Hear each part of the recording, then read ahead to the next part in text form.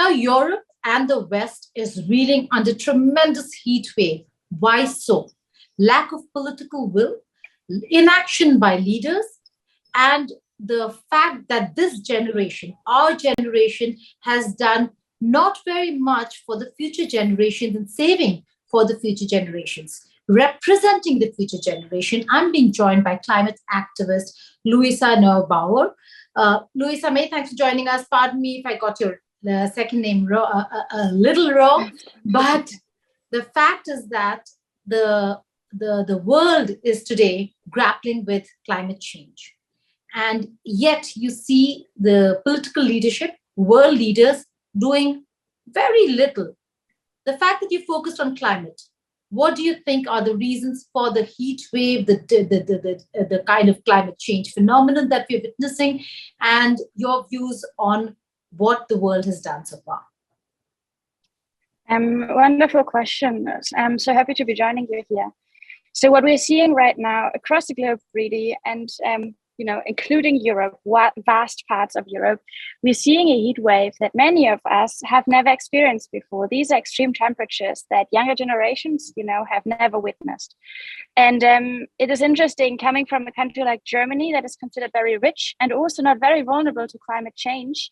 We are seeing, fires here, we're seeing the heat, we're seeing the droughts, and people are commenting upon and saying, that is not Greek, that is not India, that is Germany. And it is interesting how the heat wave really changes the perception of, where is climate change happening and where isn't it? And we're seeing, it's on every part of the world. And I mean, we're still talking about a very privileged situation that we're in countries like Germany, but also here we cannot cope with the heat. People are suffering, people are dying from that heat, and there is no political plan right now out there that could protect people and society appropriately. Well, we've seen the likes of you protest, talk about it, go to the streets, take up the cause, but no patient hearing from anybody. What's really wrong with this world, Luisa, when it comes to the most basic thing not being looked into? They're looking at development, they look at how manufacturing should increase, but the most basic thing that is important for one's survival is not being looked into. What do you think is actually wrong over here? Well, I think there's a quite straightforward answer, is that tackling the climate crisis and actually protecting people and their livelihoods would mean getting into a one-on-one fight with the fossil fuel industry. And that is a very industry that is behind much of the wealth and the growth of many, parts of the world, most outstandingly, of course, of the Western parts of the world. And so I think politicians for many years now have chosen to rather delay, deny, or play down the dangers of the climate crisis in order not to get into that fight, and in order not to having to challenge and question really the powerful lobbies that are fueling this climate crisis by the hour, even though people are just dying of the heat everywhere as we speak. I've been following the climate conversations for years now. The Paris Agreement certainly has not been put to the words that were spoken, the promises that were made. Why? Because of the differences in opinion of various countries and how they talk about climate change and what they need to do themselves. In that, India speaks of climate justice. The fact that certain parts of the world have had a first mover's advantage, and so they should be the ones who should be looking at reducing carbon footprint more than the developing nations. What's your opinion on climate justice? Well, I think that's an absolutely crucial part of what needs to be happening. And solutions to the climate crisis that don't center around justice might just not be solutions after all. Because what we're seeing is that the climate crisis itself is this huge injustice where places like Germany, where I'm from, have used up so much of our remaining carbon budget that there's just so little left for places like India, like emerging economies across the globe. And what we need now, of course, is a complete new understanding of what sustainable justice focused solutions really mean. And that means, of course, that countries like Germany have to pay the price. They have to pay back the climate debts that they have caused or that they have put on the shoulders of people on the front lines in many parts of the so-called global south. This must include payments, financial support for countries to adapt to the climate dangers. This means supporting economies to develop sustainably and really take livelihoods and planetary boundaries into account and not make the same mistakes again. And that also needs to include court trials and really the serious approach to find justice in this vastly unjust climate crisis. Absolutely agree with you. But also during the Paris Agreement and after, let's just focus on the United States of America that leads on these conversations. But in terms of doing, is not again on the same page when it comes to really walking the talk. Now, Trump left the Accord. Biden is more committed to COP26. But again, does that commitment really translate into action? Absolutely not. I think that is something that is it's sadly not surprising that just electing the least worst option in terms of leadership for a country doesn't do the job.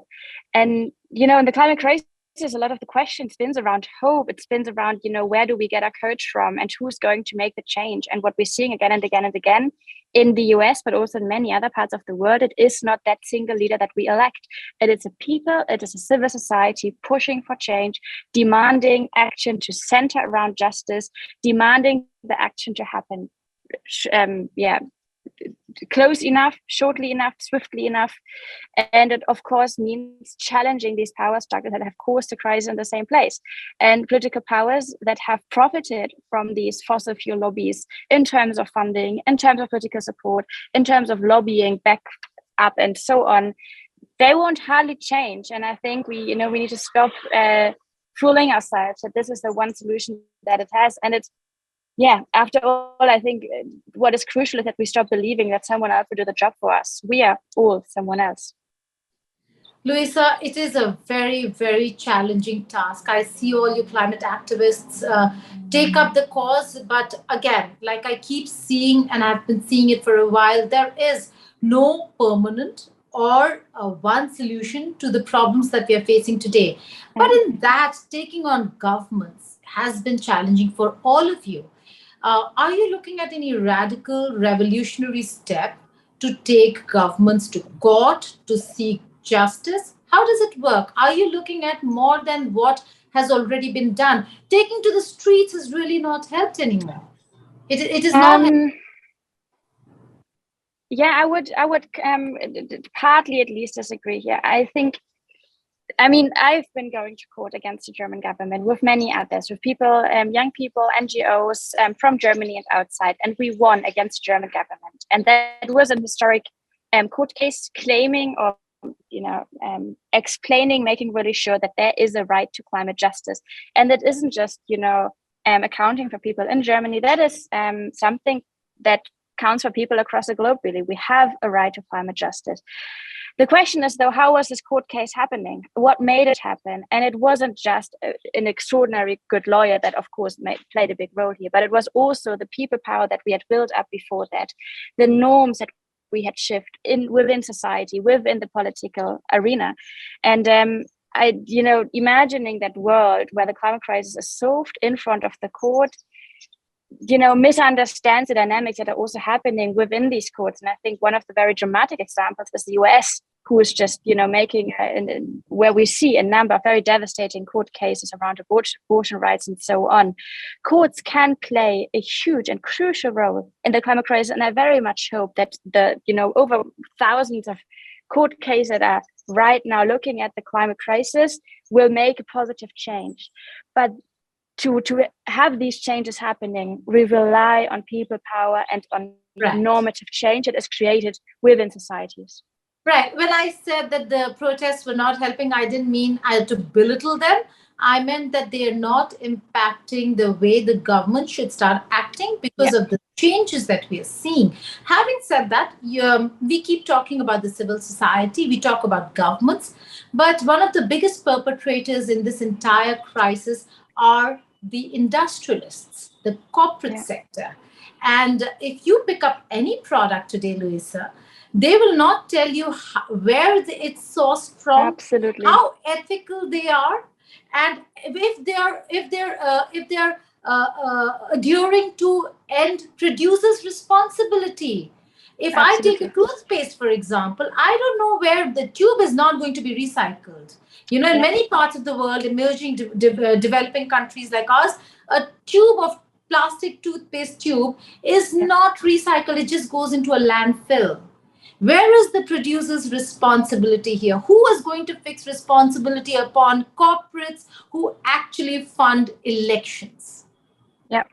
That is an absolutely a crucial aspect. There is none such responsibility like that right now, which means the responsibility that should be lying by the industrialists is being collectivized, and it's being put on the shoulders of those most vulnerable, those on the front lines, those who couldn't shield themselves from the plastic pollution, for instance, as you just made that example. But from all other of the end products that will just go out in the world, and after, of course, destroy the very ecosystems that we depend on.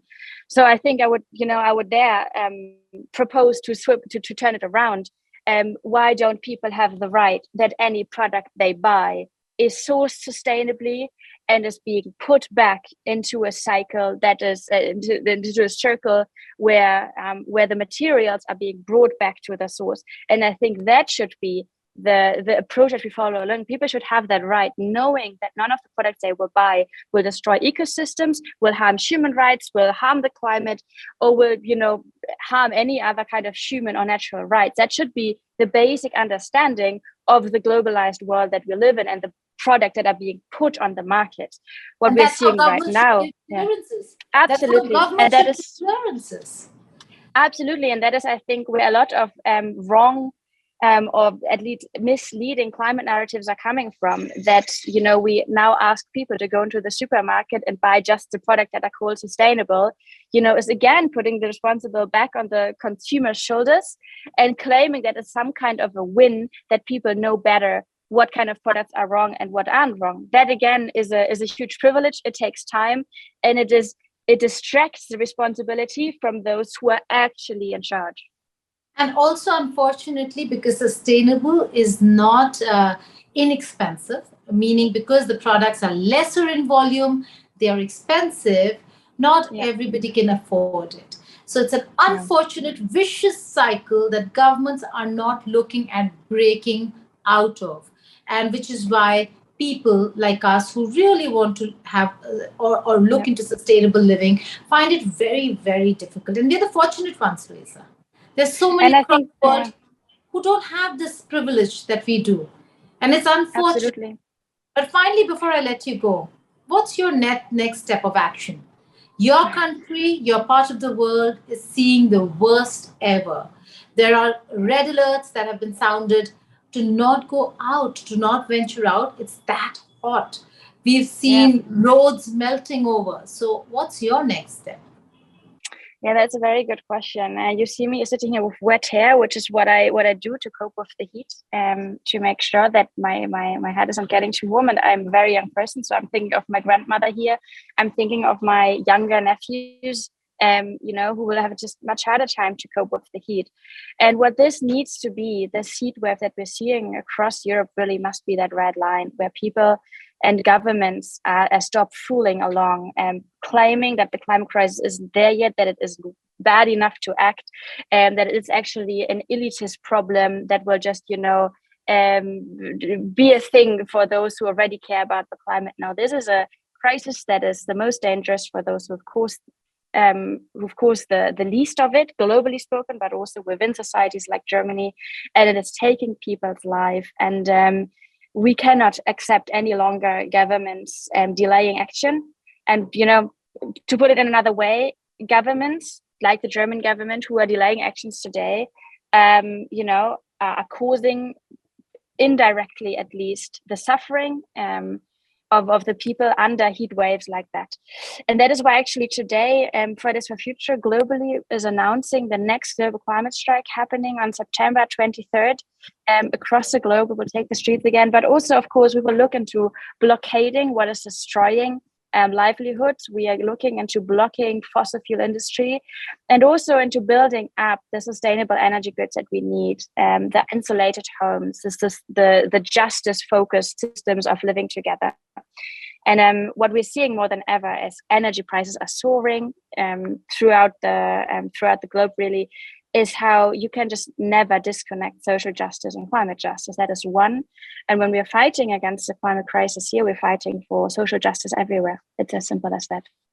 On that note, Luisa, only hoping and wishing that your generation and the generations to come see what we were blessed to see, live in a world that we were blessed with, and have been responsible to ruin in many ways than one some parts of that beautiful world. So only hoping that we recover sooner than later. We understand things sooner than later. Thank you so much for joining us.